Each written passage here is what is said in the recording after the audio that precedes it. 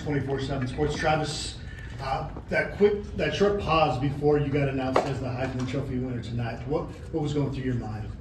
I was just thanking God the whole time. He put me in the right position to do what I needed to do, and I did what I had to do. I left everything up into His hands.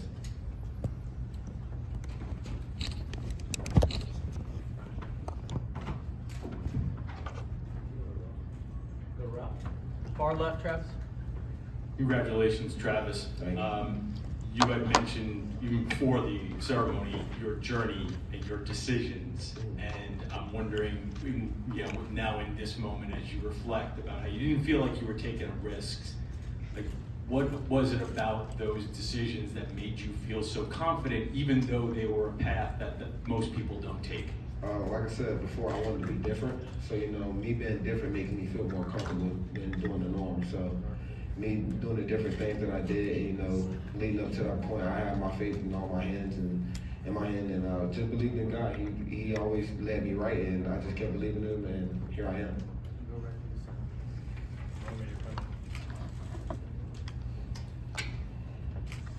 Travis, Romy Bean, CBS Sports, Colorado. You're not just the best player in college football, but you're truly a game changer. I'm curious what it means to you when you think about all the little kids that are looking up now and say, man, I want to be able to play on both sides. I want to be able to play 1,300 snaps a season. Never thought they could before, but they think they can now because of you. What would I say to them is keep going. Never let anyone tell you what you can't do. Believe in yourself. Keep your foot on the gas. A lot of people told me I couldn't do it. A lot of people always stayed in my ear saying, yeah, you're going to be able to do it in the next level. But I always say I'm going to prove them wrong, and I want to prove myself right. So I'm going to keep my foot on the gas, and I hope the younger kids that look up to me keep their foot on the gas and keep going. Second round, far right. Hey Travis, Brian Howell, Boulder Daily Camera. You got emotional talking about your dad on the show, and I just want to ask a follow-up to that. Why was your dad not able to be up here? Not answering that. Okay. So can you just a different question? Can you talk about them just kind of growing up in your family environment and kind of how that shaped you to where you are now? My dad and my mom always been in my life. So them, my dad, he played football growing up, so he knew what it takes to grind and go get what you need, because you're going to be overlooked coming out of Florida because there's not a lot of cameras there. So just those moments, my mom taking me to my football practice, but my dad taking me back home to the house, and him being at all the football games when I was younger, and going to high school. My mom was the only person to be able to make it to those games. So just those moments right there, it strengthened me to be who I am today, and made me want to be who I am. Made me keep grinding, made me show everybody that I shine brighter under the light, so keep the lights on me. Nikki in the back. Congratulations, Travis. Nikki Edwards, CU Sports Report. Over here. Hey. Back left, sorry, Travis. When you look at your career with Coach Prime, when he was first pitching you to go to Jackson State, what really made you believe in his journey and his message to you, and it's taken you to the Heisman Trophy ceremony and winning the Heisman? He told me it's going to be bigger than nothing before, and I believe that, coming from somebody that have done what I've done. But the main thing that stuck with me is going to be bigger than ever before. It's going to make the nation go wild, and younger kids going to look up to you from day one, and that's all this has been. So I make sure I stay with them, stay committed, and stay loyal to them. On the right-hand side, second row. Right, Johnson. How does it feel now to be among the many great players to win the Heisman Trophy? Y'all didn't let it soak in yet, so I can't even tell you. But it definitely feels great, be able to hold that trophy. They told me they had another trophy over for me, but I told them the first trophy I touch is going to be the one I want to take home. Travis, front row, front left. Hi, Travis. Congratulations, Mike Fitzpatrick, Associated Press. You made a point to not touch the trophy the last couple of days with the photo ops and stuff like that. And then after you won tonight, you grabbed it with gusto, with two hands. Just what was that feeling like when you were, finally could put your hands on it, allow yourself to put your hands on it? Also, I just wonder, I know you've got another college game, you're still committed to play, but how are you going to celebrate tonight? What are the I'm gonna go to the, I got a place for the team. I got them somewhere for us to go have fun, because those are guys that, are, help me out the most. Them being on the field, doing their job helped me out to be able to do my job. I have to try to do two jobs at one time, and I'm on each side of the ball. So I'm gonna celebrate with those guys. Go have fun. I don't like to be out late, but I'm gonna be out late tonight. Travis, Zach Gelb, Infinity Sports Network. The emotion you displayed when you embraced Coach Prime and also Shador was very powerful. I know it's a family type of program at Colorado. Just how do you kind of put into words what you were feeling in that moment and what your relationship means, obviously, with Coach Prime and Shador? It means a lot, you know. Those are the people that, you know, changed my journey. You know, I don't think I would have went to Jackson State if it was any other coach respectfully. But, you know, Shador gave me that phone call, me and him talking, you know, every day. You know, just trying to see, I got to know him as a person first, most importantly than on the football field, because, you know, over the phone when you first meet somebody, you don't know about them on the football field. You know, just trying to talk to them, get to know them, you know, fill them out. And then being able to talk to Coach Prime right after and you know, doing exactly what he told me that I will do, it makes me proud of myself, but also I thank him so much for changing my life forever. Travis, just give me 1 second. I'm gonna get back a little bit. That up a little bit more for you. Fix that a little bit. Right here, front left. Vicki Jones, VMH Sports, right here. That's it. So you spoke about encouraging what Coach Prime said to you, how this would change your life, role model, some of those are your words. Can you say something now for those individuals who want to be better, who are in those communities, who are looking for a way out, just based on your experience? What would you, I know you always say, keep your foot on the gas, but can you break that down for them for some encouragement for them to get, maybe not in the places where you are, but definitely further than where they are now? I kind of break it down like this, you know. I play both sides of the ball, as you understand. It's hard to do that, but it's a lot of people, a lot of negatives that come with it. A lot of people gonna tell you that you can't do it, you know. A lot of hate, you know. But you gotta understand yourself first, you know. You gotta grow up kind of fast. You know, I'm the oldest, so I definitely had to grow up kind of fast, because I had to watch over my little brothers and little sisters. But you grow up kind of fast, you know. It's a lot of people that tell you that you can't do it. And I always tell people to keep your foot on the gas no matter what. That means don't let down. Don't be down on yourself. Don't let haters or naysayers tell you what you can't do. Don't ever let nobody, you know, try to define who you are. You know, stay true to yourself.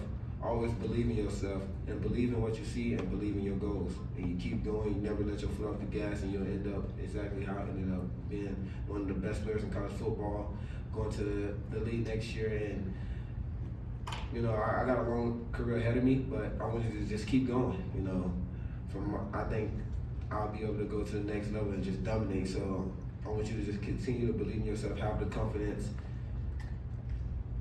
and just always. I'll probably say, I'm not gonna say believe again, because I definitely believe myself so much, but just have that confidence of nobody can tell you what to do, nobody can tell you who you are and what you can't do. Thank you and congratulations. Thank you. Christopher Miller. Right here, Travis, front left. Christopher Miller, Sports Illustrated. First off, congratulations. Thank you. You're now a part of a elite fraternity, the Heisman Trophy fraternity. How did it feel to be embraced by previous winners? And if you could, please share what some of them may have said to you. A lot of them have said, you know, Devin Howard, you know, he was always in my corner. You know, he told me, congratulations, keep going.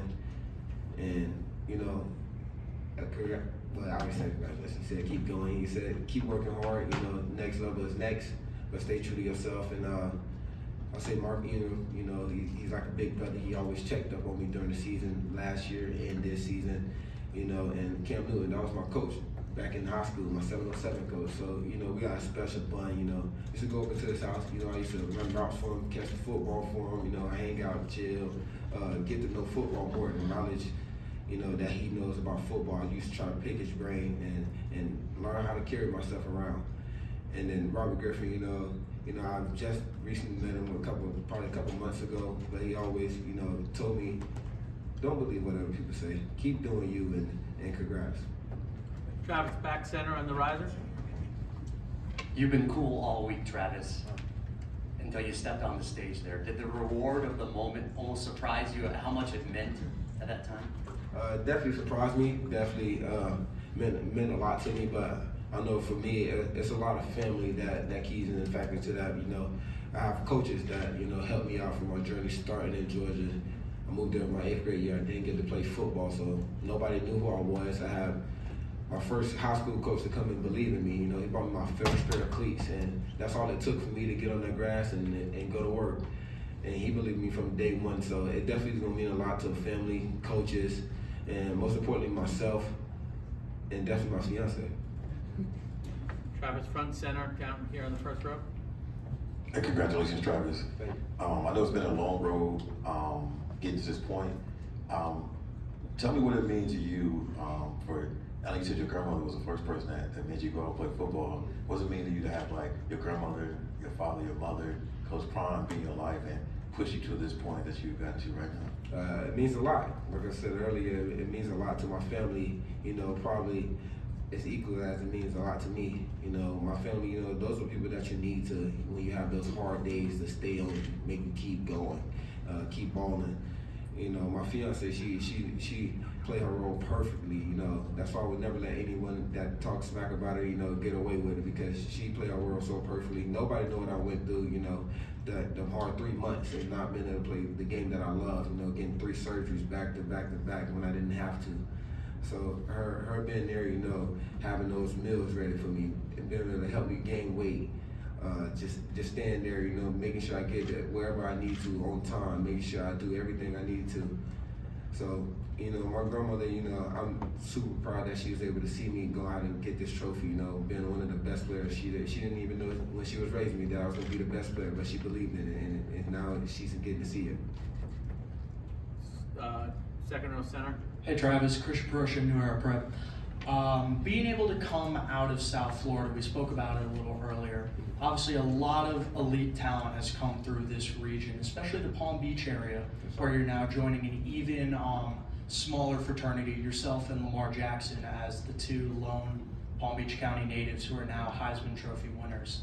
You guys are 2 of the most dynamic players to ever touch a college football field. Can you talk about what it means to you to be in the same sentence as him? It means a lot, you know. I grew up watching him, you know. He came from the same, I remember going to his high school games and seeing him go out there and dominate. You know, his famous step back, you know, walking in the end zone. That's the same high school my father went to. So being able to see him do that and dominate at the next level, you know, looking up to him and now being able to put my name right next to him and say, hey, me and him the only 2 that got the trophy coming out of here, it means a lot to me. Back in the far right. Travis, Prince of Mukamara here. As a former corner, I thought you were going to win the Thorpe, but you won the best wide receiver, you won the best defensive player, now you won the Heisman. Do you still feel like, as a competitor, do you still feel like you should have won the Thorpe, or would you have wanted the Thorpe to kind of get a full sweep? Yeah, but, you know, that's not up to my decision anymore. You know, they already decided who they picked, and I'm gonna talk about the Thorpe. I mean, they made their decision. I got the best trophy in college football, so how it looks on them, don't look bad on me, it looks bad on them. Travis, right in front, center right.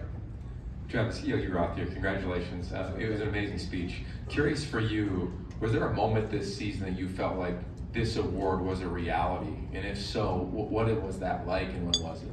Definitely I always go back to this game, the Baylor game. You know, I didn't score a touchdown, but I finished the game off on defense. You know, I had probably the two biggest receptions that I had in that game to help the team get down the score and put the ball in the end zone, and then help us, you know, get to what we did and get the dub. But it's definitely that Baylor game where I forced the fumble.